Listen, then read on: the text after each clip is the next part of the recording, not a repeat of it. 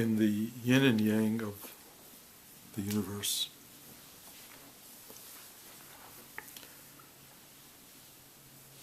We find so many forces at play, and one of them, quite fundamentally, is light and dark.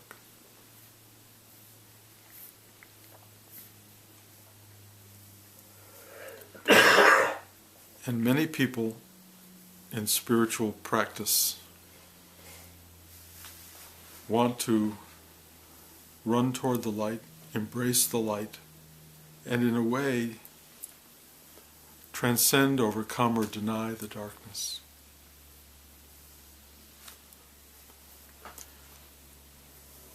And I'm not good at that. And to me, they're intertwined. And I really have addressed it my entire spiritual life.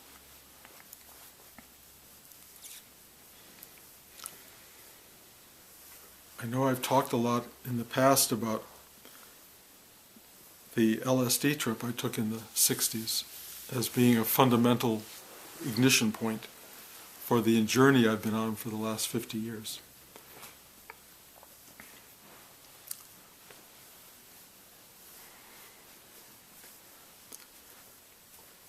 And I know a lot of people discount somebody's spiritual practice or spiritual life if it started out with a drug. And so you're welcome to ignore all of this or dismiss it. But the first experience of the LSD kicking in for me was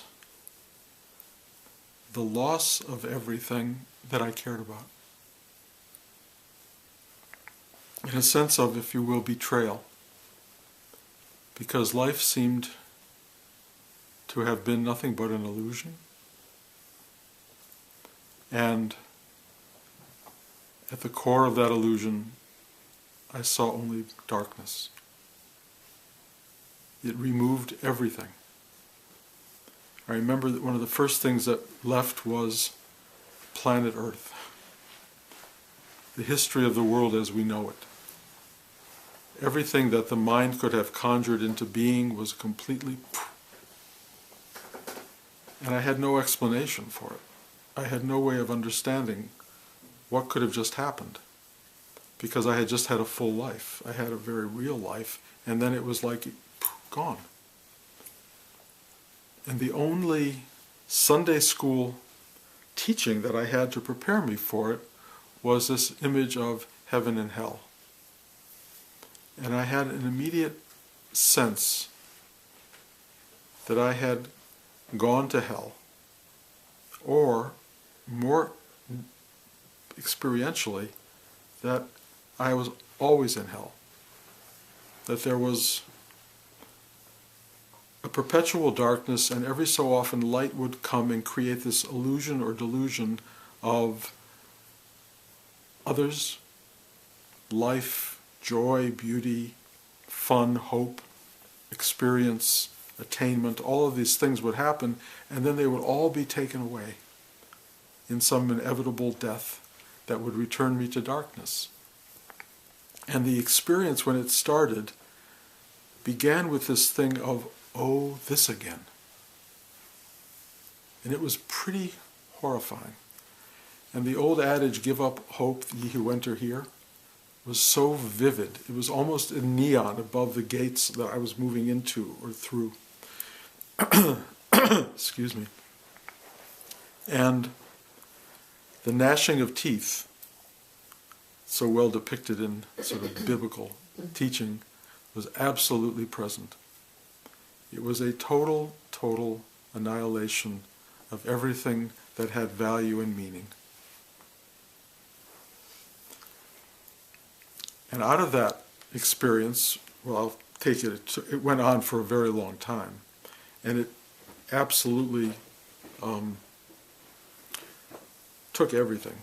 It started to become something other than my memory. It became a cellular experience, and it was like every cell in my body had memories that were being fed off into something which I couldn't comprehend. something called it the mother ship, but I don't know what that really was. But it was just evaporating cell by cell. And I was there were things happening that were so far beyond the Bruce person. They were reptilian, they were amoebic, there were all these strange things going off into the ether. And then, after what appeared to be a very long time, in a world of timelessness, there was nothing left. Just nothing. Pure nothing. And I have to say, it was better than the something of the hellish experience. There was a sense of profound, grayness is the wrong word for it because it had no quality at all, but it was emptiness. And in a way it was an enveloping emptiness, comforting, calming, simple, nothing. And again, it was timeless. So I had, as far as I knew, I had died. And in the midst of that timeless nothingness, something happened. I called it an impregnation. Something entered into the nothing, and it caused the nothing to go, and it broke into two, and then four, and then six, and then 4, 8, on and on, 16, 32. It just kept dividing in a cell-like way. And somehow or another, the chunks of matter, which were not linear and were not based on logic or reason, like a chunk of the floor and a chunk of a wall would come back, and then part of an elbow, and then all of a sudden, everything I had ever been before reassembled itself, and I was back to this. And I remember roaring with laughter, just roaring with laughter. And then I quietly asked inside, why am I back? And the voice, if you want to call it that, said, to tell people what you saw. And then I was given a life, interestingly, which if I were to work it hard, would give me the opportunity to do exactly what I was told to do. It wasn't just, here you are, you have a platform. It says, earn this. And I began to say, what had happened to me? I was back having an experience never ever talked about in my upbringing, and I wanted to know more about it. And as I've said many times before to those of you who've heard these talks, my friend Barry gave me the Bhagavad Gita, which I started reading voraciously, and I said, I understand everything in this. It's speaking to me without abstraction. It's absolutely, this is real. And that would not have been the case the night before. And I wanted to get more teaching, and I went into the world of spiritual teaching, Tibetan, Hindu teachings, Judaic, Christian teachings, mystical teachings, really, to learn as much as I could. And I found my teacher, who you all know is Rudy, and he taught me how to do things like open my heart, feel love, embrace the vastness of what is. The journey of unfolding was extraordinary, really extraordinary. And it continues to this day through all of the stuff I have described in these talks, the ultimate experience of an awakening that took the Bruce character and kind of laid it aside or put it in perspective, let's say, to a larger universe that was out there. And I was very aware in that larger universe that light and dark coexisted. And occasionally, I would wake up in the middle of the night, and I would have these little intimations that everything that was happening in my life, my spiritual journey, my unfolding, was simply part of a larger illusion, and that experience on LSD in the very first moments was the ultimate reality, that I was totally deluding myself, and that I really was a creature in the realm of death, really. And I would fight back from that somehow, and I would come back to this. So, all of that prelude to last week.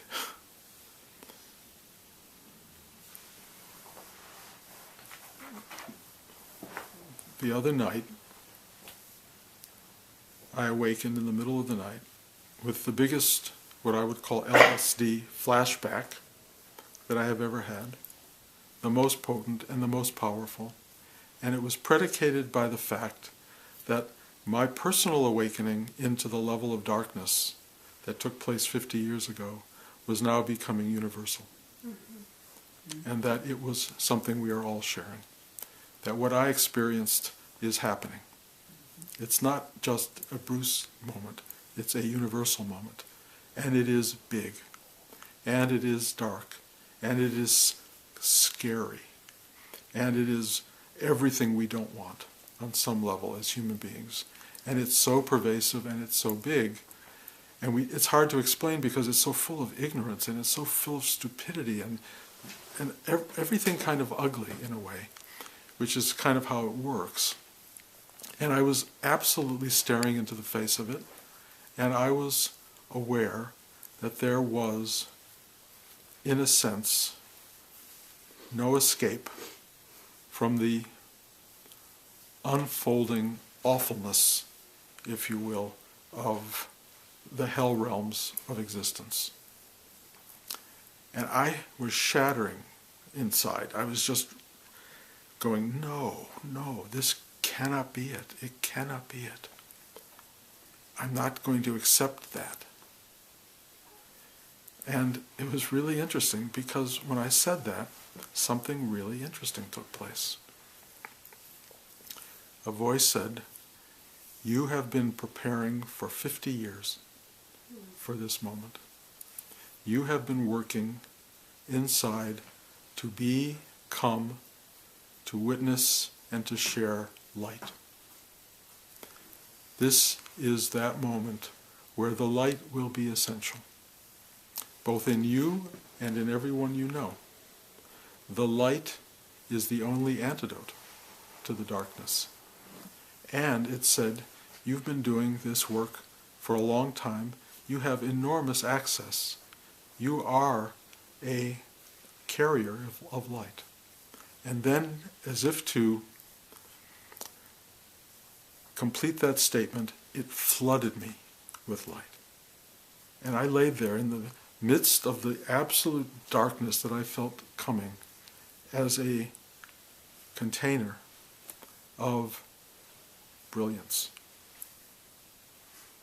illumination, if you will. And I went back to sleep. And it was wonderful. I woke up the next day with a vivid memory of all of this. And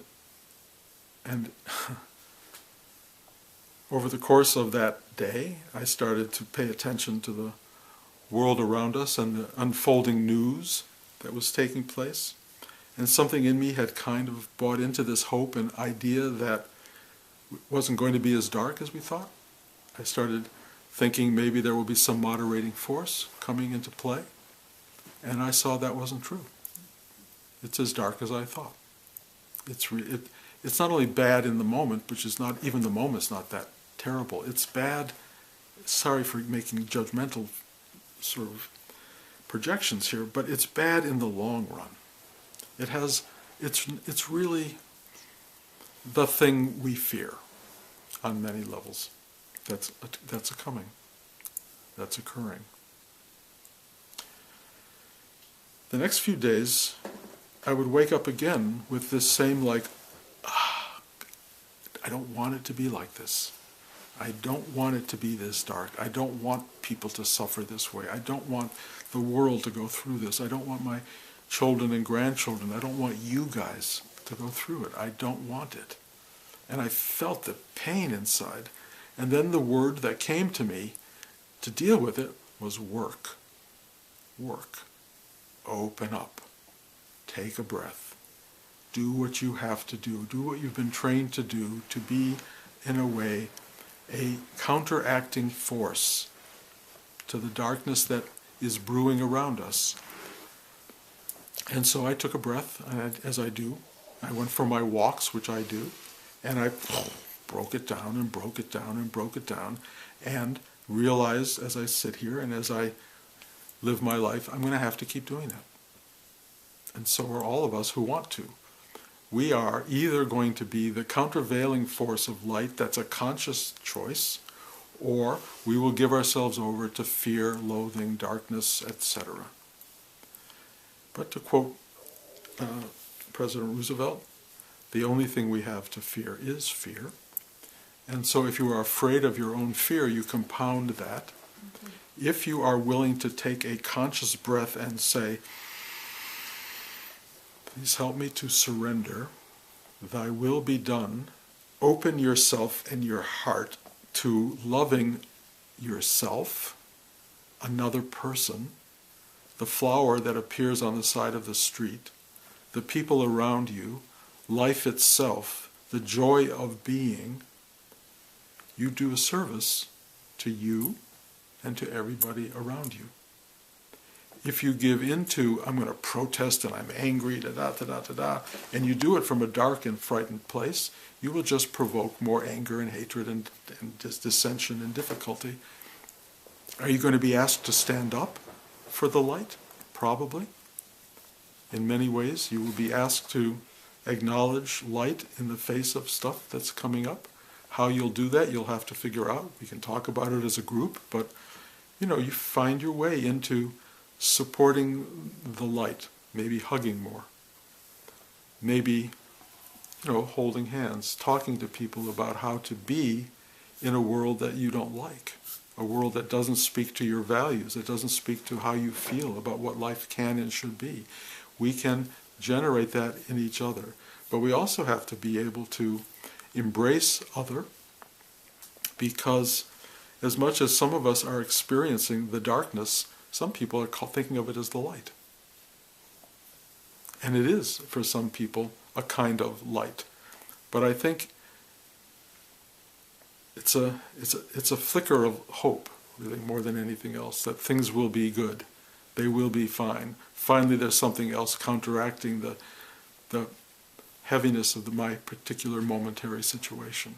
And people think of that as light. But there is, what we're seeing is a kind of, what I talked about last week and a lot of people talk about, is a kind of reptilian awareness. Most people operate out of fear, deal with fear, move toward tribal relationships, do things that are about protecting me against the other. People move like that, they act like that. That's kind of what we're seeing. It's retrogressive in a way, it's looking backward, it's not looking forward. And it's not informed, it's not intelligent, it's not considered, thought out. It's just reactionary to things that are going on. So everyone needs to be held. Everyone needs to be reinforced. Has to be assured. Has to be held in a certain sense. So if you walk around with an us and them attitude, you're not doing the work. It's us, period. It's just us. And we're all in it together in a really deep and powerful way. And we have to begin to relate to that as a conscious response to what is going on in the world. Rudy said once, and it was really an interesting line, he said, when the world gets more and more unhappy, he says happiness is an energy, and it's part of the constant energies and the balances of the world. So all of that happiness that's disappearing has to find somewhere to go. So why not to you? Take it. Take the happiness. If light appears to be disappearing from the world, take the light. It has to reside somewhere.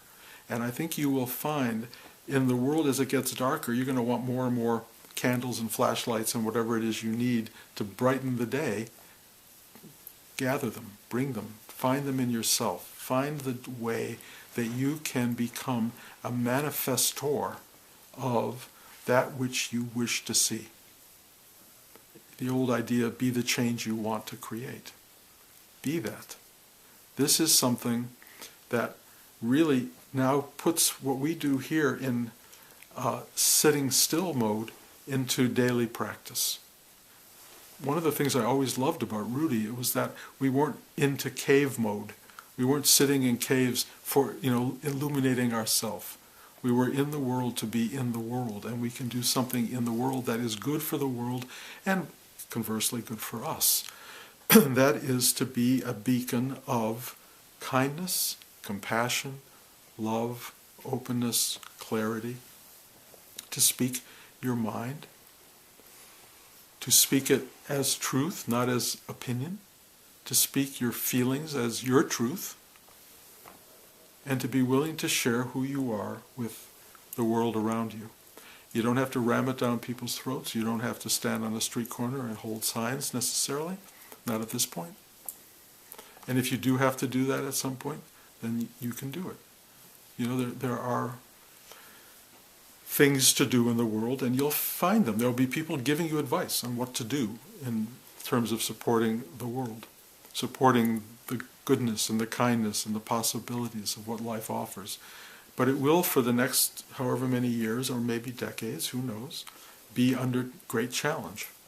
And that challenge can be met by conscious behavior, conscious activity, conscious choice, conscious thought, and it's worth doing.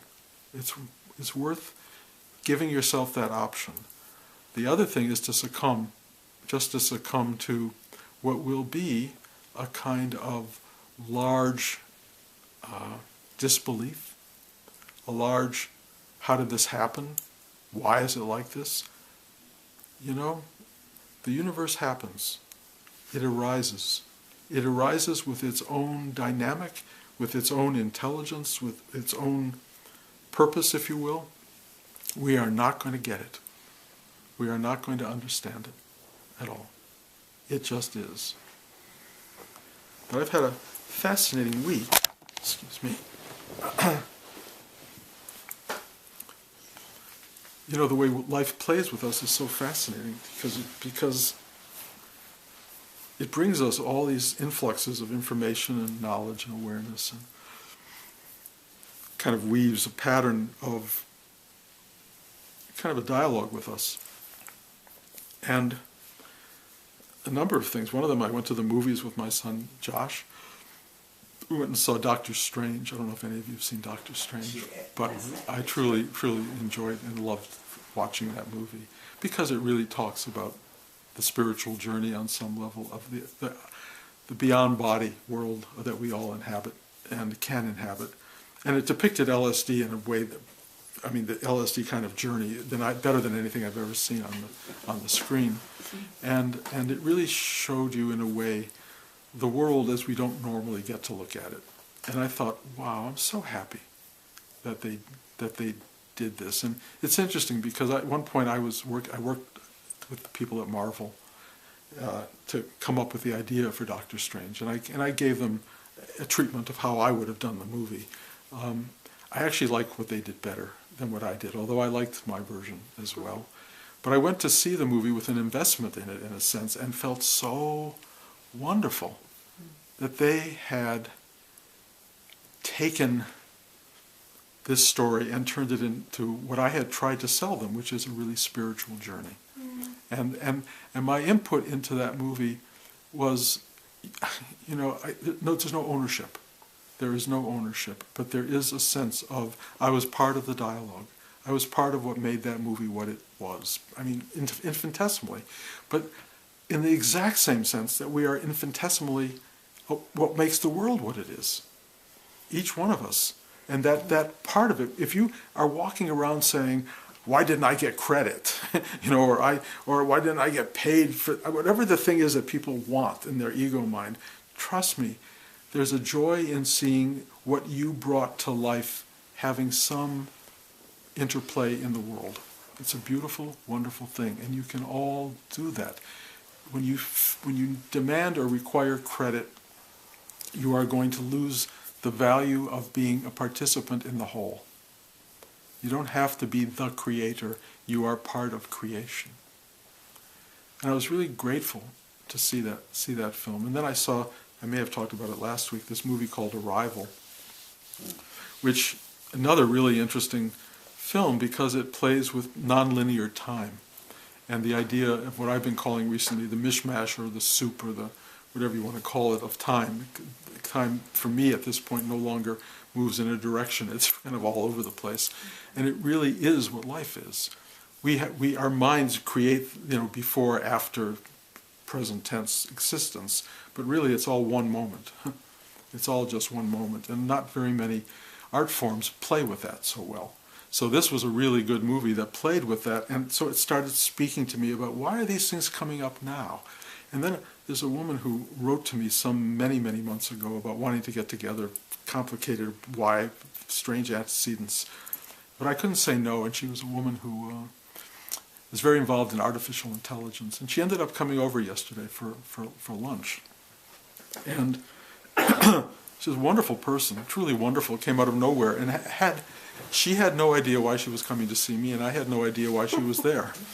But we just talked and talked and talked, and it was such a rich exchange, trying to understand what's going on right now, what's going on with technology, how much of the world as we are witnessing it right now, the changes that are happening from Arab Spring to the election here are part and parcel of the technology we have, because we've suddenly given voice to everybody. That's democracy in its ultimate form, exactly what the Greeks did not want. They wanted a very informed democracy, and here we're going to have a very uninformed democracy. But there it is, and it's in front of us. And what are the algorithms that give people's voices power? What creates fake news and real news? And somebody said the other day, because I've been reading all these different things, I said, if the news is partly true or not true, then there's no truth. There's no way to know truth if it can be one or the other, and that we're sort of moving in a realm of no truth. But if there's no truth outside, does that deny the truth that's inside? And no, it does not. If anything, it's like light and dark. The truth inside becomes a expression of being that cannot be diminished on any level. And it has to do with your being, the absolutism of your being. And that being, again, is a being, yes, light and dark, but in a way, in the moments of darkness, the spark of light that exists within you is a miracle of truth. Miracle of truth. And if you give voice to that miracle, if you give voice to your truth, if you live it on some fundamental level, you will alter the nature of the universe. You will be the gift to life itself. We are in a time of such profound change. And I mean, artificial reality, I don't know a lot about it except from what I was learning yesterday and some things I've watched on 60 Minutes and things like that. Artificial reality is rushing at us. AI. It is really, we are in a time of great transformation. Just great transformation. I said artificial reality, artificial intelligence is what I mean, AI. Then we have artificial reality or virtual reality, which I shared with her yesterday because it is moving so fast. My son Josh, who's got all the equipment at home, told me there's a new thing that came out the other day from Google Earth. I haven't tried it yet, but you put on your helmet and you suddenly lift off the Earth from wherever you are in the mapping system. And then you can go down to any place on the planet that you want and walk around that space. You can go to the Champs-Élysées, you can go to Berlin, you can go to New York, you can go anywhere and be there 360 degrees. And then you can go on program trips that they will take you on, or you can make your own trip. This exists now. Now. This is not 1,000 years in the future, it's today. There is stuff going on that is so absolutely remarkable that the future, I don't want to live in the future, I want to live in the present tense, but the present tense is full of future. It's full of potential that we never knew before. So in the realm of so much ignorance and darkness, there are these brilliant flashes of possibility. And they're all coming alive, and we're all going to be able to partake and share in that. But to partake and share in the world, you have to be available to the world. You have to be alive in it, you have to be welcoming it, you have to say yes to the what is of life, and you have to be unafraid. And I know it's hard, because I've watched what's going on inside me. And I know, I don't even call it Bruce fear, because it could be Bruce fear, but it feels like the fear of everyone around me that I know. And it's really pervasive. And I'm going, wow, this middle of the night thing, this waking up and going, really, did this happen? How did this happen? That's a big deal. And it's going to get corrosive on some level, but cannot corrode truth. It cannot corrode your light. It cannot. It's impossible. However, it can trick you into thinking that it has. And that was my LSD experience, that I was completely in darkness. That was my LSD experience. It was my awakening the other night. When I woke up in the middle of the night, it was like, ha, ha, ha, we have taken over the world. We are the darkness, and you are nothing.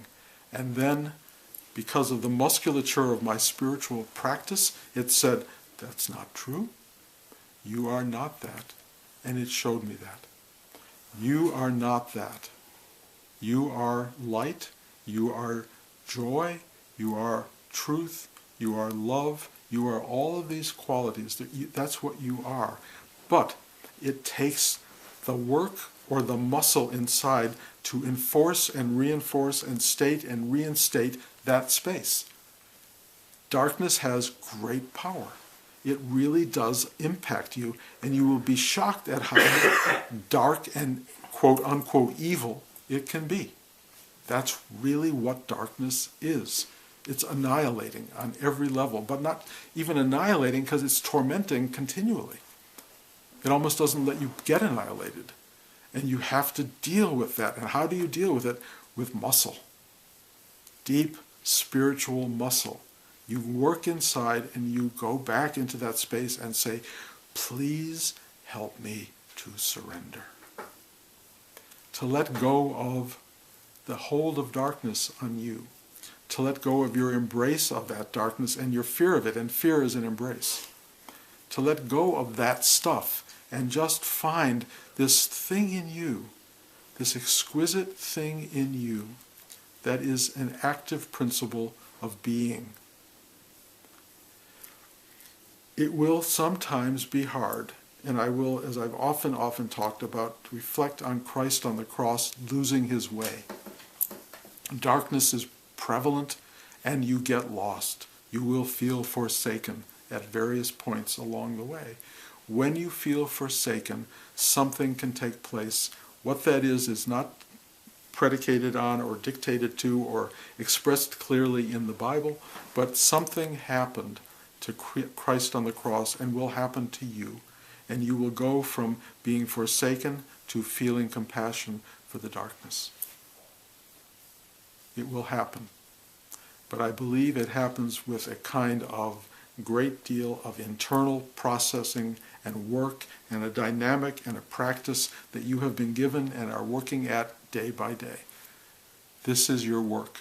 If you engage this work regularly, if you allow yourselves to open to this, if you take this seriously, you will have serious capacity to engage whatever comes.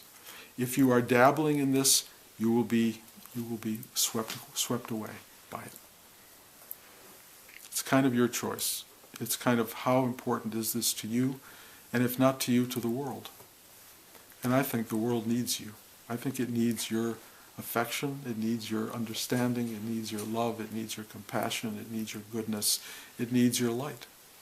And if you're willing to do the work to be able to share that, you will be a great boon to existence. If you don't do it, hopefully somebody will shine the light on you and help you reawaken to that part of your being. Because that's our journey now. It's always been our journey, really. But now it's like, you don't have a choice.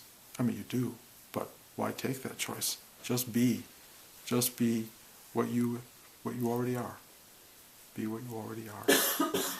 So, I'm sorry if this kind of talk is hard to take, and I think that it's not really the way a lot of people want to hear it, but it's the only way I know how to deliver it, so take it as it comes, and if it's really the wrong thing or the wrong deliverer or the message you don't want to hear, my apologies. And, like I say, when all of you have gotten tired of this perspective and you choose to move on, then I'll just go play with my grandchildren.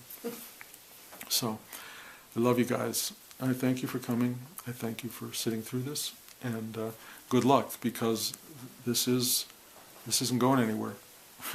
It's not going anywhere. You either take charge or you don't. I wish you well.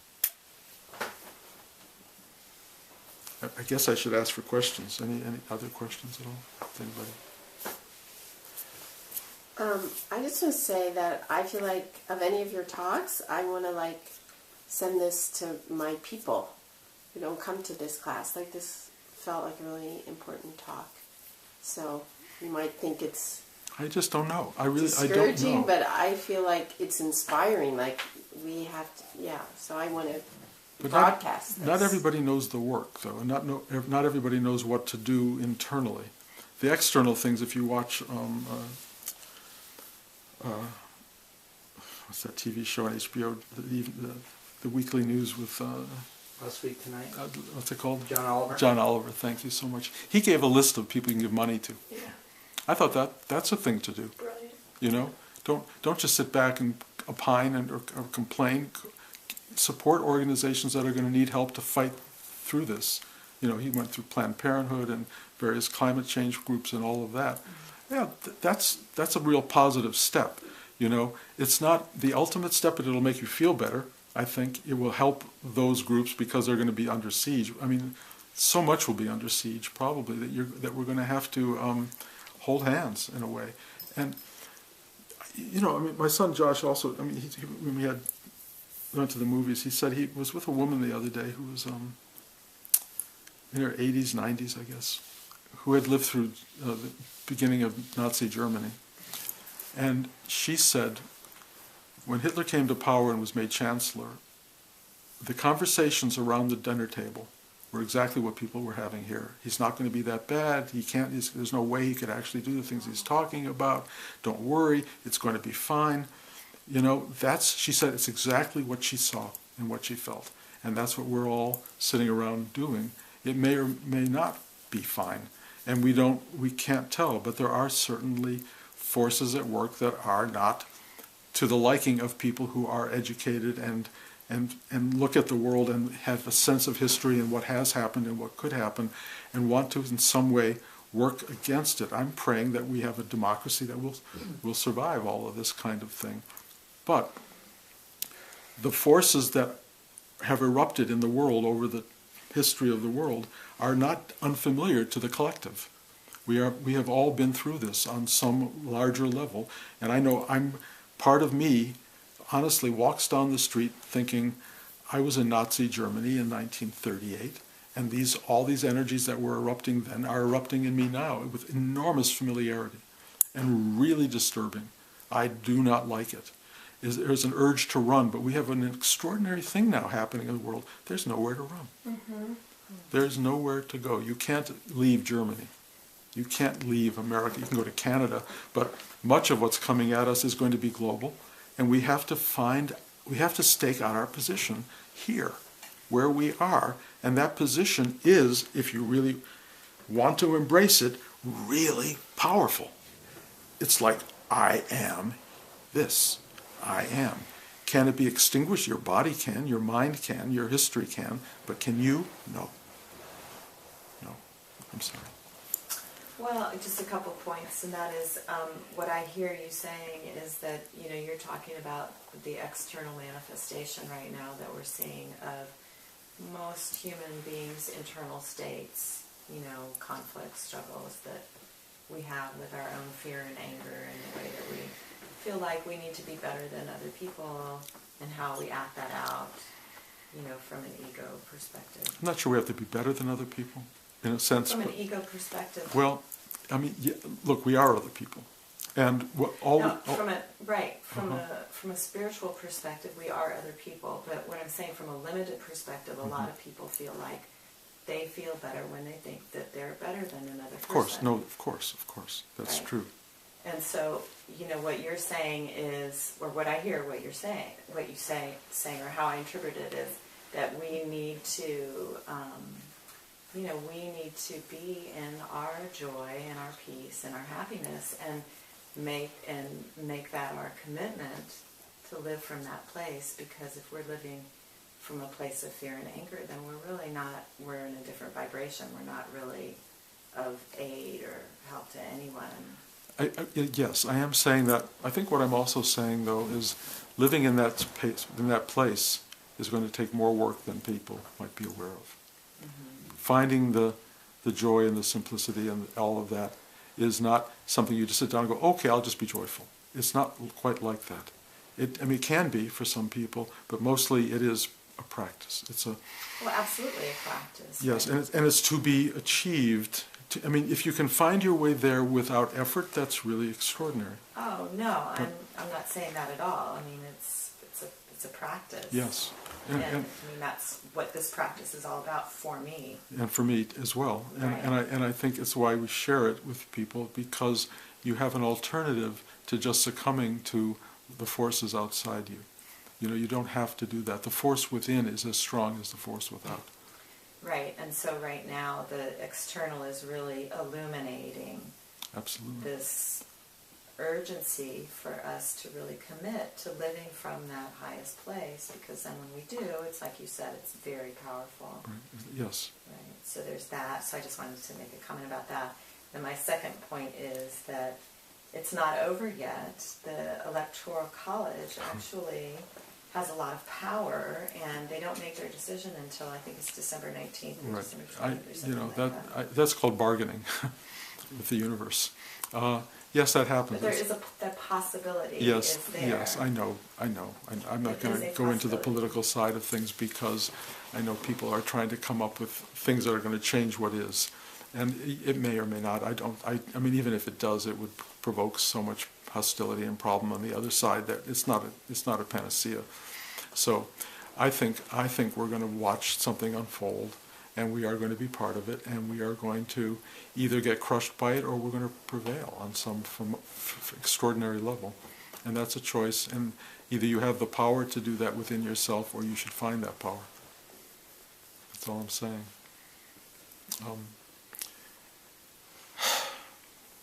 Anyway, I love you guys.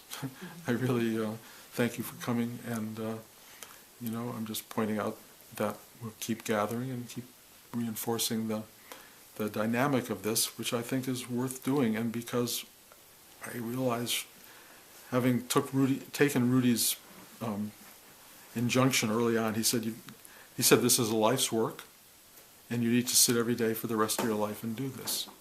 And that's what I've done. And I think that's what's wanted. It's a big requirement. It's not a casual, I'll do this tomorrow or next week or sometime. It's either you do it or you don't. So think about it. Thank you.